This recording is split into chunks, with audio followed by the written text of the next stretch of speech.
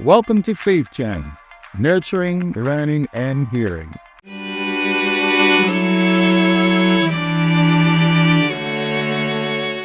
Welcome back to another episode of Your Faith Journeys.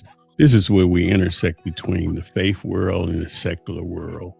And today we have another guest on our show. And we've not been broadcasting for a while, but I just want to thank all the people who supported us in the book that I just released in October, which was the new the journey of the new me, a spiritual journey. And it was the unveiling of the new me, really. And I just want to thank those folks who supported it. It is still on Amazon. But today we have an interesting episode. We have the topic is overcome challenges and hidden talents. And today we have the pleasure of introducing to some, and some people already know him, Harold Big Reds Roberts. This is a brother I grew up with, and he was a little older than me, but yet and still, he was a good dude, good guy. And so, welcome to the show, Harold. It's nice to be here, man. All right, I appreciate you agreeing to be interviewed, man. So let's jump right into this thing. I just like I like to do it. When we talk about overcoming challenges, when you look at your life, what has been some of the challenges that you had to overcome that said that it had to be something bigger than yourself to help you through it, but yet and still you had to be part of that equation, for lack of better words? Okay. What stand out for me more profoundly is incarceration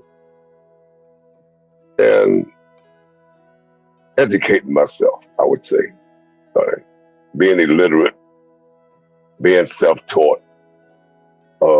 It was like, I don't want to sound corny or cliche-ish, but when I learned how to read and write, it was like a new world opened up to me. I had a new way of hearing, a new way of seeing the whole junk, right? Then secondly, incarceration. I went to prison at a young age, 19, right? And I had a life sentence, right? And that was my introduction to racism, right? And, having to conquer that, right? And already not expecting that I would be free again, right? I think that's where the aggression came from. I think that's where my ability to endure suffering, struggle, pain, along accommodate with the education, right? That was my anchor. And so once I learned how to read and write, I feel like I had a story to tell, right? And my version, my side of the story of the name that they gave me in the street, Big Reds, right? My first foe was my mother, right? Even though at a young age, and I was the baby of 7 or 8 of us, I never thought that anybody could protect her the way that I could.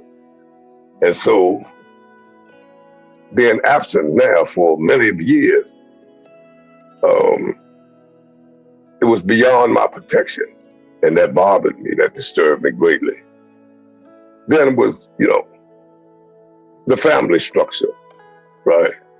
And oftentimes I would tell a story about the art of feeling without the gift of touch. And I would imagine that, different families are raised at different different way. And we never touched in my house. Merry Christmas and happy birthday. And so I grew up not knowing what it was like to share that. And so I took to the street, looking for that affection, love, or whatever. And the camaraderie, the friendship, the partnerism that I built with dudes in the street, they began to take on, their family thing with me. I did 39 years, 8 months and some days straight, no breaks, right? Mm-hmm. So the racism that I spoke of earlier, it came about in Hagerstown in 1973. And you couldn't have Black literature in your cell. Like you might send me a book of Marcus Garvey, Malcolm X, Martin Luther King, whomever. And if they were Black or people of color, when they come in there to shake the cell down, they'll throw it out on the tip, right? And so I kind of had a problem about you taking my material that my mother paid for. It came through the mail, I received it. Now, you're throwing my stuff around with my mother purchased. So I would be outspoken, right? And they call it aggressive or whatever. But, I would humble myself, and say, man, like my mother bought the book and, don't throw my property on the tier.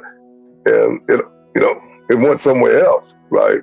And I wind up going in the hole, right? Harold, what is the hole? What is the hole? I know, but the audience might not know what the hole is. Okay. In these days and times, the hole is solitary confinement, right?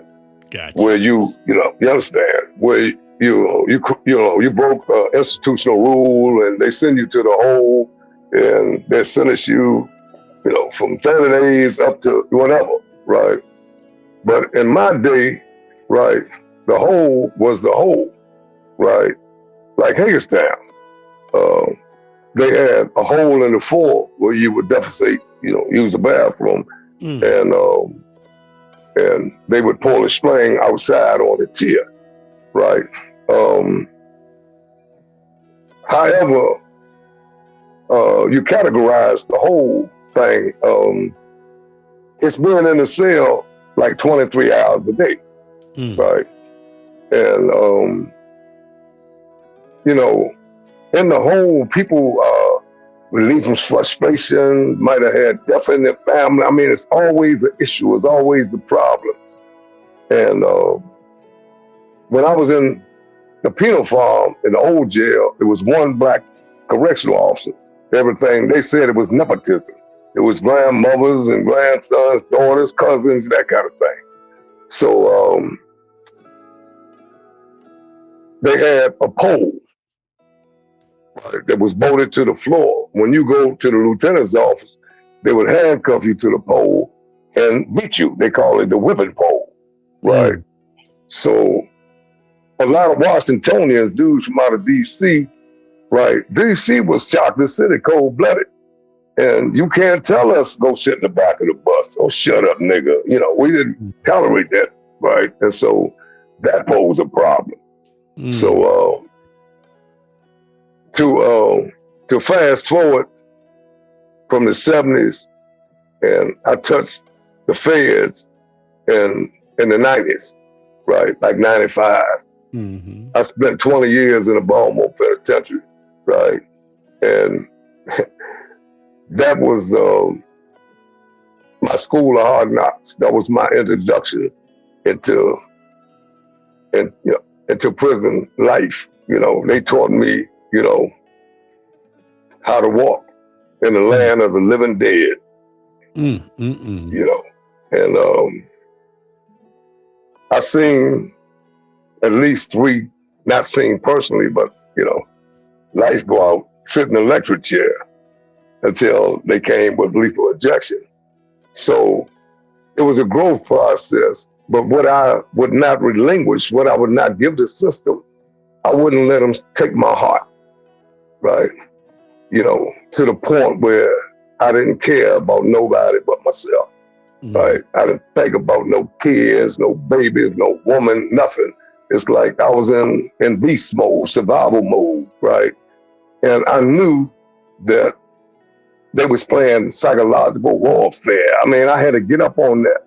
I feel these things. I suspected this kind of thing. But when I learned how to read again, I could verbalize and express what I actually feel. Right. Well, let's talk about your hidden talent that surfaced up from your experiences, and you started being an author, and that freed you. But let's talk about you wrote a couple of books. Let's talk about those books that you wrote, because I think those books put you in a different frame of mind. You inside, but you really outside of being inside, if that makes sense to you.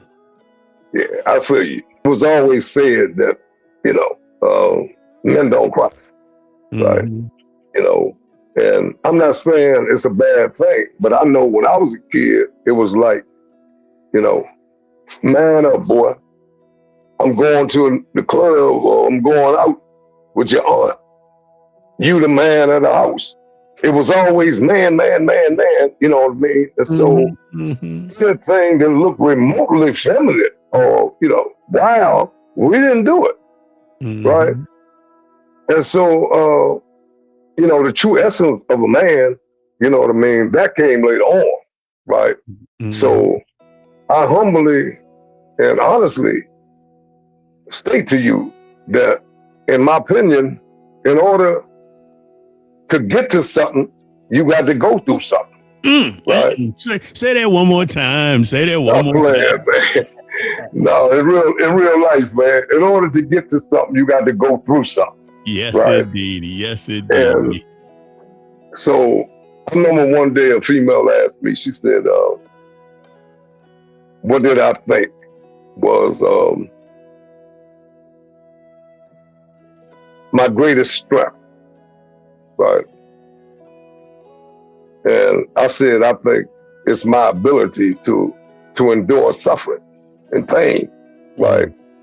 And what I mean by that is, we talk about, they say pressure bursts pipes, but it also produced diamond. Right. So a man knows not his strength without a foe. If you ain't been tested and tried, how can you, hit a muscle and say that you King Kong or Genghis Khan, right? I mean, what have you been through to actually, man, solidify that thing, right? So Nelson Mandela once said that, what did he say? He didn't say challenge. What did he say? Well, I'm gonna get back to them. That was my man. But they say man knows not his strength without a foe, right? So if you don't go through nothing, you can't, really honestly say how strong you are. If that was me, I wouldn't have did it this way or that way. But you ain't never fell off a bicycle, so what you base that on, right? Nelson Mandela said that struggle builds character. That's what he said. Okay, struggle builds character. Yeah. What's your question, bro? Now, I was getting ready to say that the fact that you were inside the institution and you was expressing emotions, and that emotions, we grew up. I know you and I grew up in the same neighborhood, and that wasn't something that you express hostility, but you feeling emotions was something that you were supposed to stuff, not experience and not display it in a way that it looked like you something wrong with you or something, because you feeling what you need to feel as a person. And so, I have a question for you, man. And I just, how did faith work with you as it relates to what kind of faith did you have to have being incarcerated all those years? You know, I have, for lack of a better word, I have dipped and dabbed in Christianity, more science, Nation of Islam, Sunnah, right? And I took something from each one of them, right? Ooh, So, man, that's a lesson for a lot of people in life. no, Learn to take especially, what you can take from something versus not take anything. Like you said earlier, do that. you gotta go through something in order to get something. Yeah, that's real talk, man. But so I embrace several religions, but I don't practice it every day. Right? I was always taught that Islam was just a way of life, right? And so I try to live my life by principle now, Yes. right? And like the old thing, if you don't stand for something, you'll fall for anything. So I asked myself, what would I be willing to die for? I mean, lay my life down literally. And the other end, the flip side of that, what would I be willing to live for? Right? So, man, I got daughters now, man, they're in their 50s. I left the street, they was like 11 months old, all that kind of stuff, right? So now I'm learning how to be a father, a friend, a brother, an uncle, and so that poses a challenge at times, you feel me? Right? And, basically that's where I'm at, man. They say you learn from the cradle to the grave, so ain't nobody have learned all he gonna learn before it's over with, right? So I'm blessed, man. I'm here, I'm free, and I'm just living my life, man. That's a wonderful testimony, my friend. So we're going to end this broadcast, man, because this episode, I appreciate you agreeing to be interviewed, but I also want to remind our viewers that we have a free website called Your Faith Journeys, called faithjourneys.com. That's faithjourneys.com. And it's, Bible lessons and devotions. It's resources to take a look at if you choose, because we don't push anything down anybody's throat. But if you choose to look at it, maybe that will develop a closer relationship to your spiritual power that you might need. And with that being said, I want to again thank my brother for showing up. Peace. And all right, bro. I'm going to say, see you next time. That's what's up.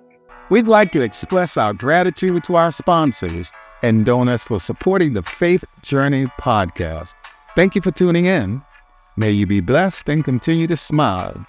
Until we meet again.